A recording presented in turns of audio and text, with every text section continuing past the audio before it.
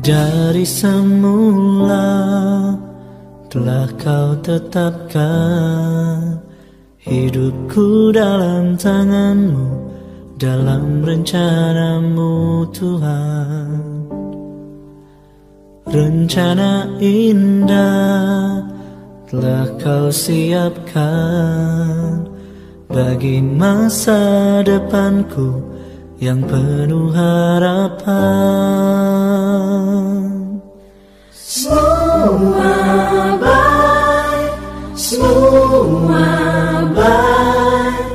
Apa yang telah kau perbuat di dalam hidupku, semua baik, sungguh teramat baik.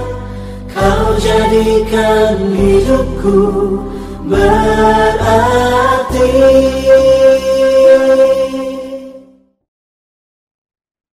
Salam saudara-saudara yang terkasih, salam sejahtera bagi Anda. Sebelum kita mendengarkan sapaan firman Tuhan pada pagi hari ini, marilah terlebih dahulu kita satu di dalam doa. Kita berdoa. Bapa kami yang di surga, kami menghadap hadirat-Mu yang penuh kasih karunia, dan kami percaya bahwa kasih Tuhan tetap menyertai kami. Mungkin ada di antara kami yang sedang dalam keadaan kurang sehat, dan mungkin juga ada yang sedang mengalami pergumulan hidup.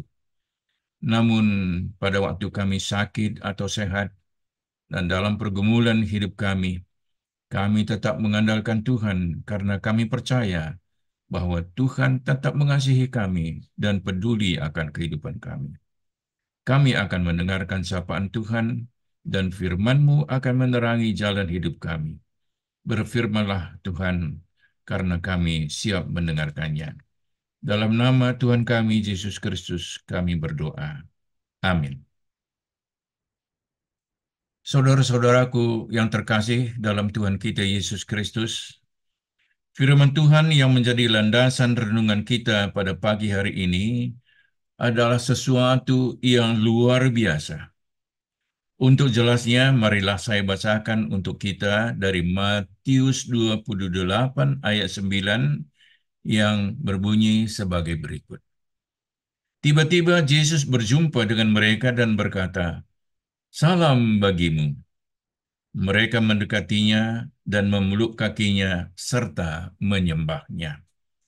Yang dimaksud dengan mereka adalah dua orang perempuan, yaitu Maria Magdalena dan Maria yang lain, yang sedang dirundung duka cita yang sangat mendalam, karena Tuhan mereka, guru mereka, sudah meninggal di atas kayu salib. Karena peristiwa itu adalah peristiwa yang luar biasa, yang tidak boleh disimpan begitu saja, maka Tuhan Yesus berkata kepada mereka, "Jangan takut, pergi dan katakanlah kepada saudara-saudaraku, supaya mereka pergi ke Galilea, dan di sanalah mereka akan melihat aku." Saudara-saudaraku, kebangkitan Yesus dari kematian adalah kisah yang begitu dahsyat, luar biasa. Peristiwa dahsyat yang mengubah nasib manusia sekali untuk selama-lamanya, karena maut telah dikalahkan dalam kebangkitan Tuhan kita, Yesus Kristus. Yesus yang disalibkan, kemudian mati, lalu dikuburkan, pada hari yang ketiga hidup kembali atas kuasa Allah. Kebangkitan Yesus adalah kemenangan mutlak atas maut bagi setiap orang yang percaya kepada Yesus Kristus. Kebangkitannya menjungkir balikkan situasi yang selama ini dipercaya bahwa kematian adalah akhir dari segala sesuatu. Tetapi kebangkitan Yesus memberikan dimensi baru dari kehidupan manusia yang percaya kepadanya. Selain itu, saudara-saudara, kebangkitan Yesus juga mempunyai kuasa untuk mengukuhkan ajarannya yang sangat-sangat revolusioner, yang telah dia sampaikan selama pelayanannya di dunia ini. Ajarannya itu telah menjungkir balikkan ajaran yang selama ini telah berurat berakar di tengah-tengah kehidupan manusia. Dengan kebangkitannya, ajaran revolusioner yang diajarkan bukan omon-omon, bukan omong kosong, tetapi sungguh berkuasa. Dia mengajarkan ajaran baru antara lain berbunyi, "Kamu telah mendengar mata ganti mata dan gigi ganti gigi. Tetapi aku berkata kepadamu, janganlah kamu melawan orang yang berbuat jahat kepadamu, melainkan siapapun yang menampar pipi kananmu, berilah juga kepadanya pipi kirimu." Tertulis dalam Matius 5 ayat 38 sampai 39. Ajaran ini, saudara-saudara, bukan omong kosong. Karena dia sendiri telah melaksanakannya dan menang. Maka kita wajib mendengar dan melaksanakannya dalam hidup kita juga. Selanjutnya, dia yang telah bangkit itu juga mengajarkan ajaran yang selama ini dianggap baik. Tetapi justru ajaran yang dianggap baik itu dijungkir balikkan oleh Tuhan Yesus.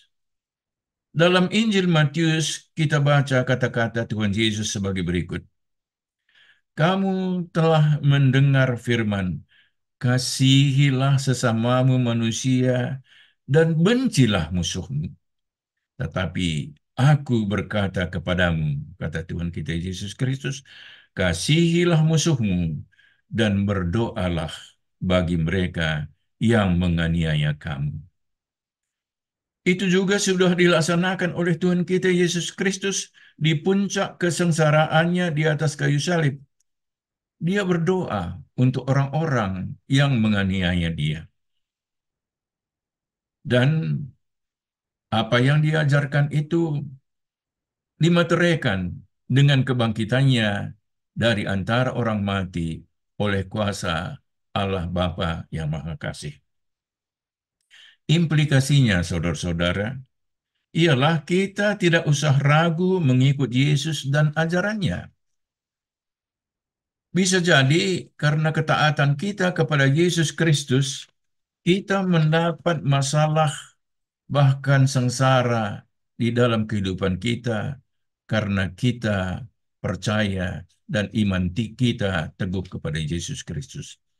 Kita mungkin dipersekusi, tetapi jangan berkecil hati, jangan takut, karena sesudah gelap akibat kesetiaan kita kepada Yesus Kristus, akan terbit terang Kristus menyinari jalan hidup kita.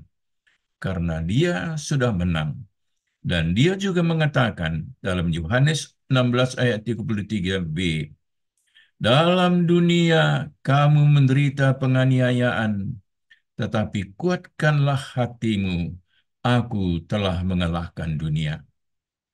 Iman kita kepada Yesus Kristus, saudara-saudara, bukan hanya membuat kita tegar menghadapi masalah-masalah duniawi, karena Tuhan Yesus akan menolong kita, tetapi yang lebih utama dari semua akibat kebangkitan Yesus Kristus ialah seperti yang dikatakannya dalam kitab suci, Yohanes 6 ayat 40, yaitu supaya setiap orang yang melihat Anak dan yang percaya kepadanya beroleh hidup yang kekal, dan supaya aku membangkitkannya pada akhir zaman. Itu berarti, saudara-saudara, kebangkitan Yesus memberikan hidup yang kekal bagi setiap orang yang percaya kepadanya. Oleh karena itu, marilah kita beritakan kabar baik, kabar sukacita ini kepada dunia di dalam kehidupan kita masing-masing. Amin. Mari kita satu di dalam doa. Bapa kami yang ada di surga, terima kasih untuk firman-Mu yang menguatkan kami di dalam kehidupan kami dari hari ke hari. Pada kesempatan ini kami berdoa untuk GBKP Depok Lenteng Agung.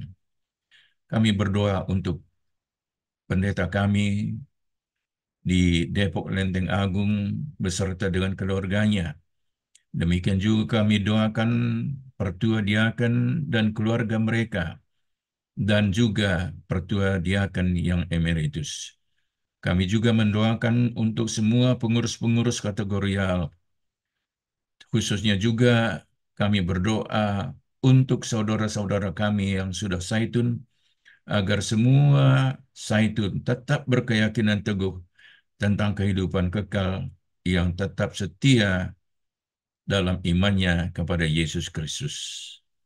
Inilah doa kami ya Bapa, yang kami sempurnakan dengan doa yang diajarkan oleh Tuhan kami Yesus Kristus, yang kami ucapkan secara bersama-sama di sini, yaitu doa Bapa kami.